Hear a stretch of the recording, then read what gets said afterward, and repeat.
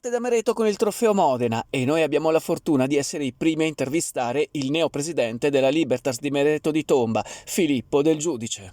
È una tradizione che si rinnova ormai da 24 anni, la gara d'apertura è storicamente affidata alla società che ho l'onore di presiedere e per noi è sempre un piacere fare questa festa di primavera con tutti i ragazzi.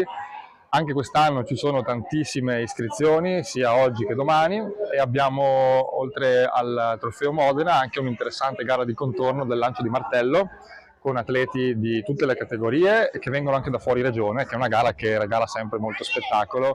Sfruttando la cornice di colori delle magliette degli esordienti 5 e degli esordienti 8, grande festa dedicata a loro. Per avvicinarli al mondo dei grandi, la società organizzatrice ha pensato di creare un percorso in più stazioni.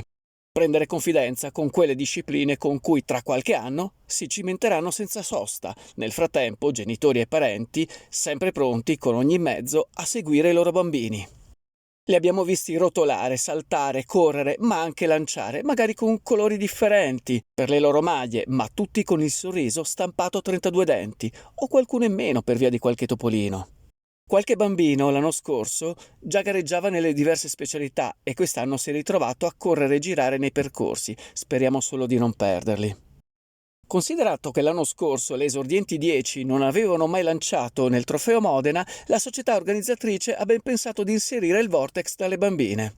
Divise in due gruppi, hanno potuto lanciare 2 volte per la misura di gara. I maschietti degli esordienti 10 si sono cimentati nel salto in lungo, su 2 pedane. Davvero tanti bambini presenti, risposta molto soddisfacente per l'organizzazione e per tutte le società che coinvolgono i bambini con allenamenti settimanali, seguendoli e sostenendoli a tutte le gare, dal riscaldamento fino alle premiazioni.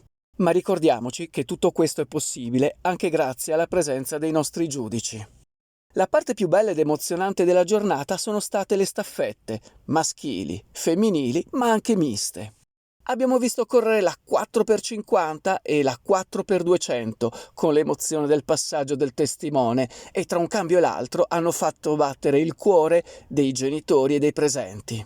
Le premiazioni sono la parte più attesa, soprattutto quando c'è una medaglia per ogni atleta, ma la soddisfazione è per tutti, per chi conclude un lungo lavoro organizzativo, per chi si emoziona vedendo i propri figli contenti e soddisfatti, ma soprattutto per i nostri piccoli futuri atleti che vivono giornate di sport sotto gli occhi dei loro instancabili angeli custodi, gli istruttori. Per quanto riguarda la categoria ragazzi, la gara si è svolta domenica 14 aprile. Anche per questa gara i giudici sono stati fondamentali. Ai nostri microfoni il giudice Roberto Pellicoro.